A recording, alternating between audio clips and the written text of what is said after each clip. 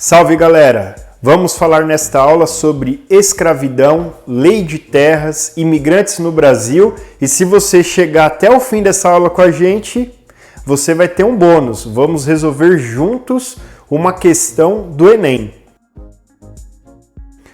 Muito bem, por que então falar de lei de terras, falar da questão dos imigrantes, falar do processo de escravidão? Porque isso vai mudar a conjuntura social, política e econômica do Império.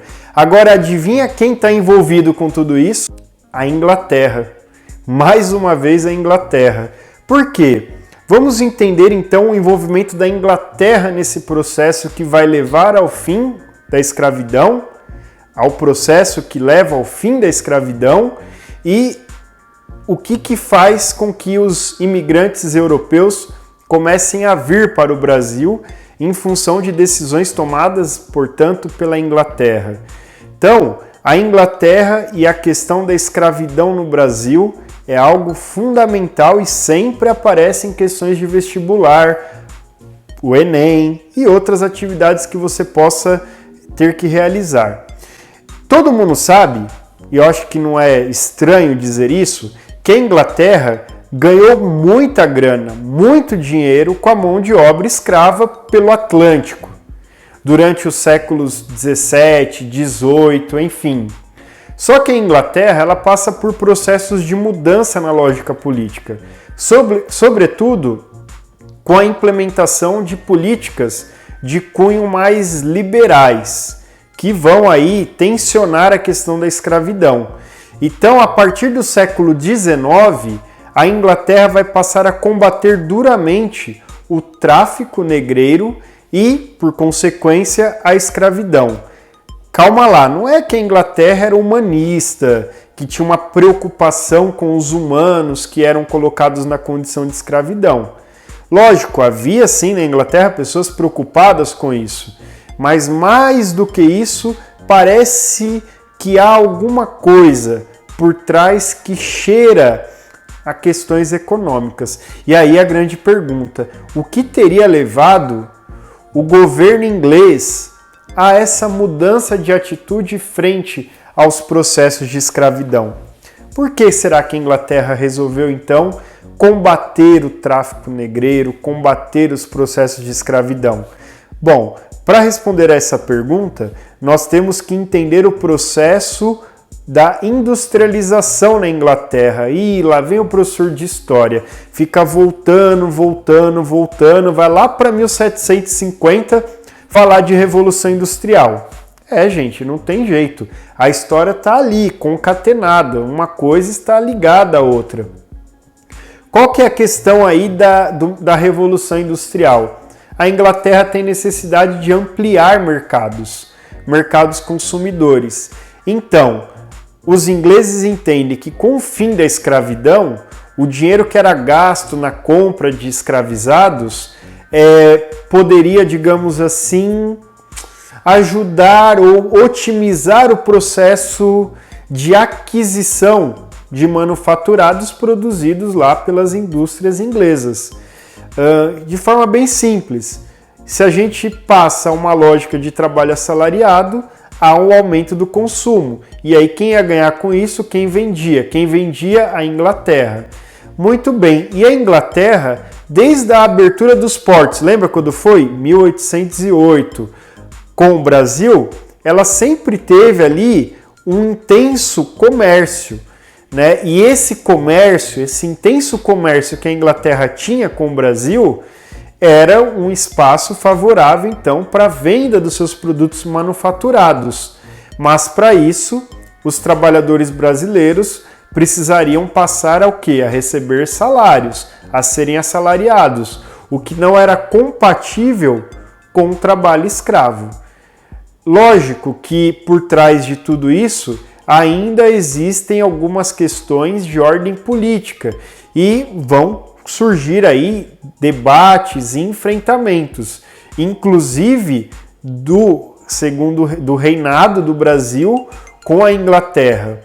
E aí então algumas datas importantes sobre essa questão, né? Nós vamos ter todo um processo em que o governo brasileiro ele começa a ceder às colocações, aquilo que era posto pela Inglaterra com relação ao fim do tráfico negreiro. Por quê? Porque a Inglaterra, por outro lado, conseguia retaliar o Brasil. E aí, então, em 1827, a Inglaterra vai exigir o quê? O fim do tráfico negreiro no Brasil, né? Num prazo de 3 anos, como condição para o reconhecimento da independência. Veja que a Inglaterra, para reconhecer a independência do Brasil, exige o fim do tráfico negreiro. Foi feito esse pacto, esse combinado, mas a gente sabe que não deu muito certo. Em 1831 é criada uma lei no Brasil. Essa lei vai declarar ilegal o comércio de escravizados para o Brasil. Porém, essa lei de 1831 é uma lei que a gente chama de letra morta. É uma lei que não prospera. É uma lei para inglês ver, né? Para os ingleses verem que foi feita uma lei, ok, estamos cumprindo o combinado. Então o que acontece? A Inglaterra vai ter uma reação a isso. O parlamento inglês, em 1845, vai aprovar a lei Bill Aberdeen. O que é essa lei? Essa lei proposta pelo ministro inglês George Aberdeen, que autorizava a marinha inglesa, a maior marinha à época, né? Basta assistir filmes aí de piratarias, de piratas, são muito legais. Então a marinha inglesa se torna autorizada, gente, a prender ou bombardear os navios negreiros. Isso mesmo, galera. Podia bombardear ou apreender, né? Ou apresar, como em algumas questões aparecem. Essa lei, então, vai fazer com que a questão do tráfico negreiro se torne muito mais cara e perigosa. Outra questão é a represária, então, feita pela tarifa Alves Branco, que você viu na aula anterior. Então, a tarifa Alves Branco é uma forma de elevar as taxas sobre os produtos importados ingleses, o que vai contrariar, sem dúvida nenhuma, os interesses da Inglaterra. Enfim, isso é toda uma disputa política que vai se dar. E é muita coisa que acontece. E todas essas mudanças, elas vão então culminando e construindo o que nós somos hoje. E aí, diante dessas questões e da aprovação dessas leis que vão moldando as relações comerciais, políticas, econômicas, o Império Brasileiro percebe que é melhor então trazer mão de obra de fora. Então aí começa a se dar a vinda dos migrantes europeus, italianos, portugueses, alemães, espanhóis, mais para frente japoneses e assim por diante, para o Brasil. Em nome de uma política de higienização, sim, galera, rolava isso. Para alguns a população de negros no Brasil era maior do que a de brancos e para alguns era necessário limpar o Brasil. Então políticas de higienização e de branqueamento do Brasil. Para vocês terem uma ideia, uma curiosidade, Nicolau de Campos Vergueiro, ele que entre 1849 a 1857, mais ou menos, ele vai trazer várias famílias de origem portuguesa, alemã, suíça, algumas da Bélgica, para trabalharem aqui no Brasil no sistema conhecido como parcerias, sistema de assalariado. É um primeiro movimento, aí vai rolar uma revolta contra ele, enfim. Quando começa esse fluxo de imigrantes, o Brasil vai criar uma lei chamada Lei de Terras. Isso aí é muito importante, presta atenção, anota aí. Lei de 1850. O que fazia essa Lei de Terras? Ela proibia, galera, o acesso à terra por doação ou ocupação. Só podia ser feita por meio de compra, mas tinha que ter um tempo já vivendo no Brasil. Por que tudo isso? Porque assim os imigrantes europeus que chegavam, juntamente com alguns ex-escravizados e homens livres pobres, ficassem excluídos do acesso à terra. É óbvio, né, que o acesso à terra garantiria certa liberdade, autonomia política, garantiria um monte de coisas assim que são benefícios para a vivência. E aí o que acontece? Como já não se pode ter acesso à terra, aqueles que vinham, sobretudo os imigrantes, acreditando que teriam aqui no Brasil muitos benefícios, se veem obrigados a trabalhar aos grandes proprietários ou aos comerciantes. E essa lei, então, ela vai favorecer a concentração de terra na mão dos grandes proprietários e a necessidade de se colocar ali na lógica de colonato, sobretudo os imigrantes. O regime de colonato, que basicamente consistia na entrega da parte de produção daquilo que era produzido, então, nas colônias, aos proprietários, aos donos dessas terras. Parcela ficava ali com aqueles que produziam, mas eles não tinham ali a posse da terra, eles trabalhavam na terra, né? Era uma forma quase que um feudalismo. Bom, pensando na questão do processo do fim da escravidão no Brasil, nós também temos algumas datas importantes. 1871, a Lei do Ventre Livre. O que é isso? Para não errar.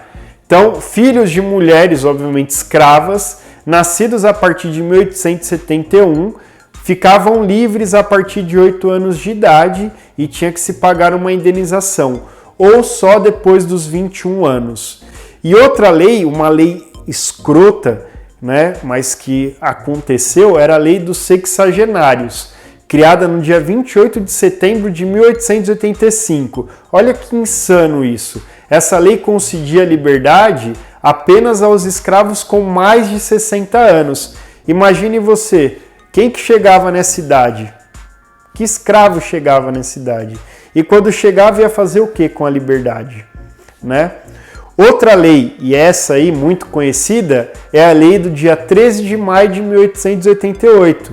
Exatamente, eu ouvi você falando aí, a Lei Áurea. Essa lei, então, que vai, de fato, fazer... De fato, não, né?